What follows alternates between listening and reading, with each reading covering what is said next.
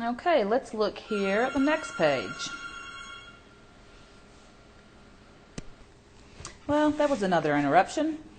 Let's look at these exponential functions as a function, and let's just plug in some values and look at making those calculations. And actually, you don't have to have a calculator to do these. Let's take a look at this one. Here's my function f, and I want to calculate f of 0. So I'd plug in a 0 everywhere I have an x.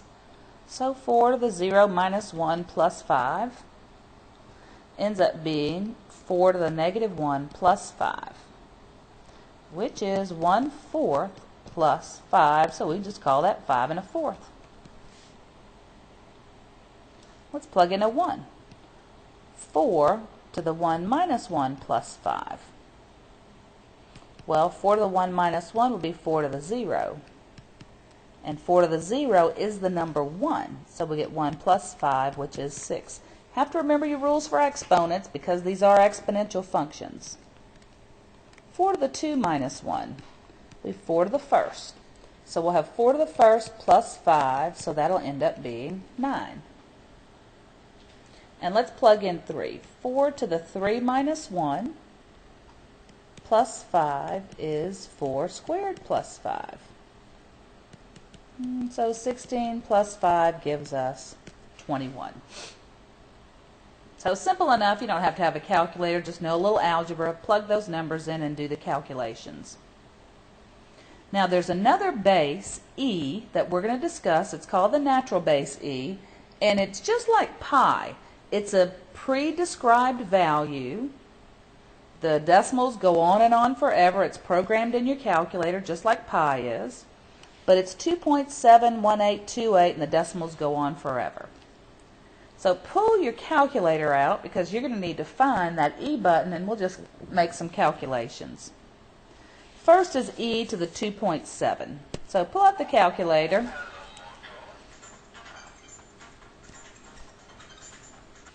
Okay, let's see if we can get through this without any more interruptions. E to the 2.7. Let's go to the calculator. Get out of this mode. Clear all that. And here's where e to the x is. Right down here on top of the ln is the e to the x button, and that's the natural exponential function, our button. To use it, we'll press second and get that guy up there. And now all we have to do is type in the exponent, which in this case is 2.7. You can, 2.7. You can close the parenthesis or not. It doesn't matter. I'm just getting the habit of always closing it. And so our value, 14.879.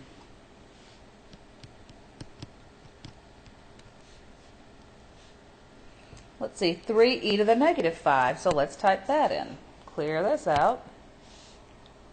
3 times e to the negative 5 power. And we will figure out that value, 0.0202.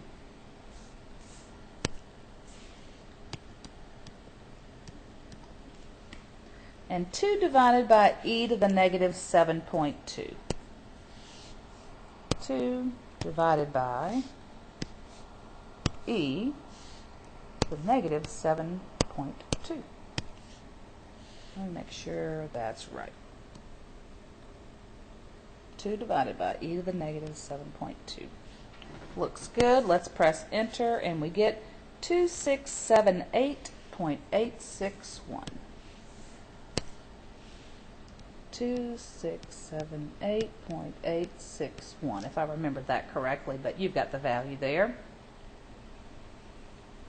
So the natural exponential function works just like the ones we graphed, the 2 to the x or 3 to the x or 1/3 to the x. This function is just actually f of x equal 2.71828 to the x power. But what's nice is your calculator has that already programmed into it as the letter E. So let's go to the calculator, graph some of these guys. First one is just plain old e to the x. I'm going to clear out what we have here. clear that out, and let's just hit second, find the e to the x feature, and you have to type in the x. So we use the x where we always get it, from the xt theta button. And I'm just going to go to zoom 6 because I'm not sure what window I was in last. Okay, give me my graph. There it is. So, yep, it's the exponential function that we've been looking at. We graphed several of these. This one has a horizontal asymptote at 0 because it's not shifted up or down. Always keep that in mind. There's that horizontal asymptote at 0 unless there's a shift indicated up or down. And if we look back at the graph and did some tracing, we could get a few values here. This one's always an easy one to get. Just hit the trace button and it gives you your y-intercept. And if you want to move along right or left, you can get some other ones, but well, they got so many decimals that let's just mark the 0, 1 and then have our graph come out from that.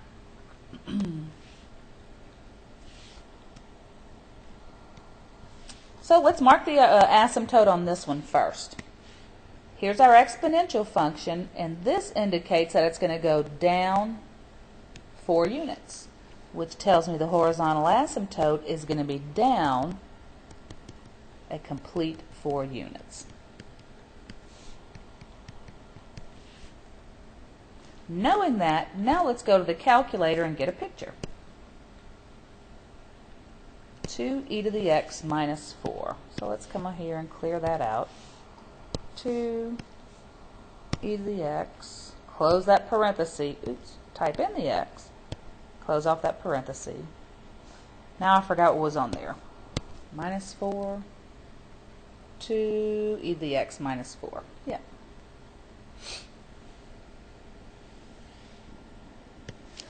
Excuse me, let's graph it. Notice it's down here, has a horizontal asymptote at -4, and then your graph is increasing from left to right. Let's hit a quick trace to get that intercept, and it's right there at -2.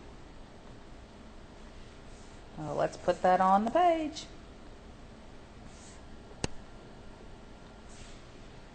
-2. Graph looks something like that. And again, we could trace along, but we get some really long decimals, and let's just have this as our point in reference. Finally, the last one. Is there an up or down shift indicated? No. When it's up here, that's a left or right shift. Since there's no up or down shift, the horizontal asymptote is going to stay here at the 0 mark. Let's put that in our calculator. I'll need to erase that because I have no idea what that is. E to the x minus 3. So watch how you put that in. So let's type in E.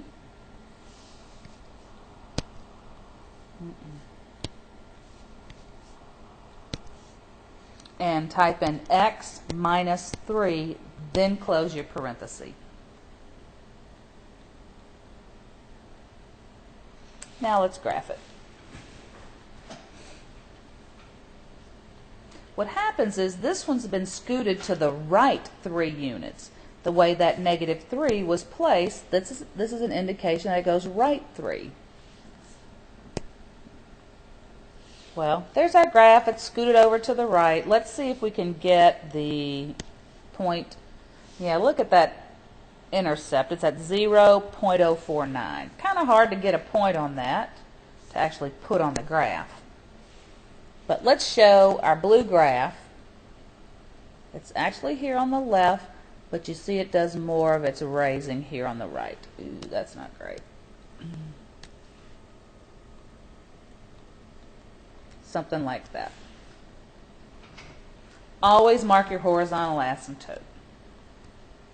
Now here's an application of how these exponential functions can actually model real-world situations. We've got an infectious disease, begins to spread in a small town, has an initial population of 10,000. After so many days, the number of persons who have succumbed to the virus is modeled by this formula. So there are many mathematicians following this. They know all about these functions. They come up with these models to help us understand how the diseases progress. So here's the model the mathematician came up with. Let's run through some questions and see, well, how many people are initially infected and then later on. So if you ever ask for something initially, that means you always let time equal 0. Here's our t, so all we're going to do is plug in a t for time. Excuse me, a 0 for t. We'll do this on our calculator, but it would look like 10,000 divided by 5 plus 1, 2, 4, 5 e raised to the negative 0.97 t power, but instead of t, I'm going to put in the 0. Now you've got to make sure when you put this in your calculator, you have parentheses on that whole denominator. You have to have this set of parentheses as well as this set of parentheses on the exponent, on the exponential.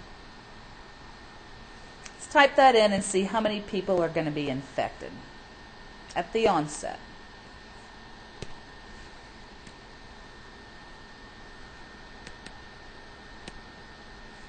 $10,000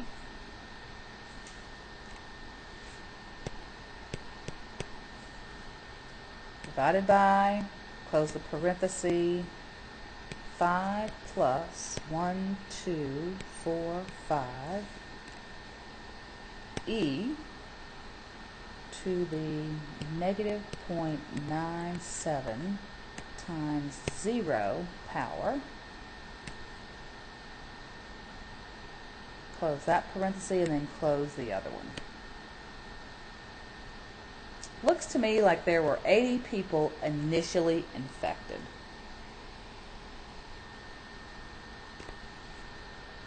So this starts off with 80 people infected. Let's see what happens on day 1, 2, 3, 4, 5, all the way down to day 10. I'll show you a trick on your calculator. Let me clear all this up. Once you have something like this typed in, and you know you typed it in correctly, then what you can do is work off of this model to do your others by hitting the second and the entry button. And what that does is it retypes what you had in and allows you to go in and make changes wherever you want. This is one way to do this. So that was day 0. I'm going to check out day 1. So all I have to do is change the 0 to the 1, scoot over, and press enter. Now these are people, so we don't want decimals. So initially there were 80 people infected. After day 1, there's 209 people infected. Let's check out day 2. Press second and entry, and let's back up and change the 1 to the number 2. Press enter. Well, on day 2 we were up to 543. Don't use decimals. We've got people involved. And so on. Let's check out day 3. Change the 2 to a 3. 1373. I'll just do one more. I'll change the 3 to a 4. I didn't want to do that. That was where my times was, and I want to change that to a 4. So 4th day, we're looking at 3256 people infected. Let's see by day 10 what's going on. Do one more, and I'll calculate it for 10.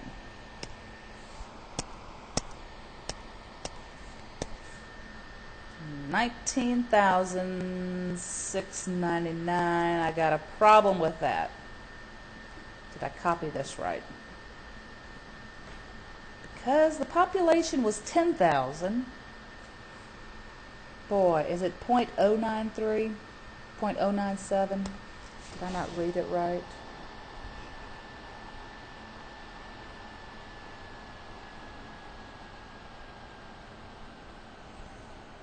Okay, I'm sure you're sitting there laughing at me saying, I see your mistake. It was 5 plus 1245 e to the negative 0.97. Or is it 0.097? All right, I'm going to have to stop and check something out. Hold on. Okay, I've not yet found my mistake when I went through that on my calculator. So here is what I did. Pull your calculator out.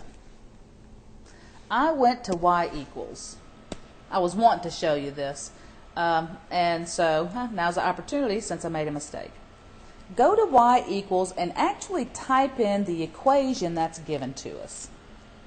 Notice I typed in the 10,000 divided by parenthesis 5 plus 1245 e parenthesis, and I think there was a typo on here and it should have been negative 0.097x. I think that's the case.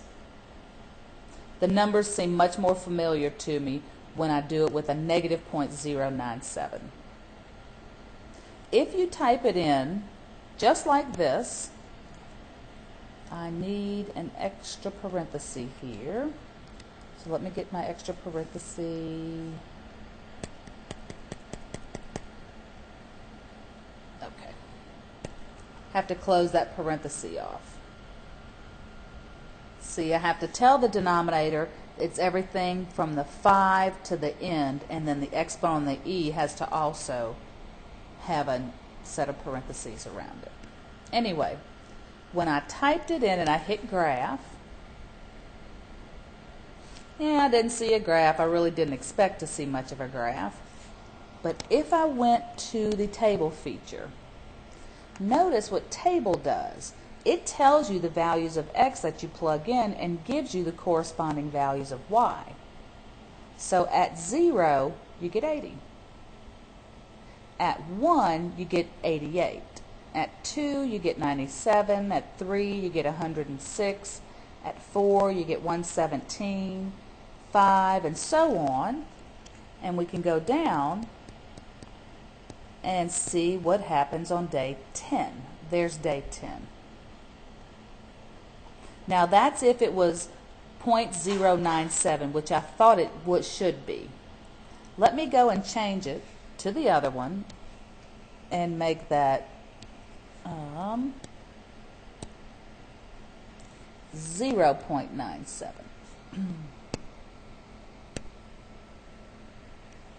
And let me get that guy's table.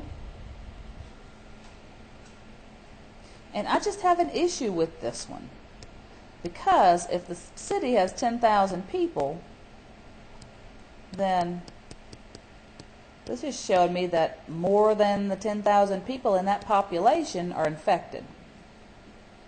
So I think there's a typo on the sheet where instead of being negative 0.97, you would need to type in negative 0.097. That's how I resolve that. So I would say right here, that should be negative 0.097t. Anyway, that table feature on your calculator is really helpful to do several iterations of a problem. Then some compound interest problems.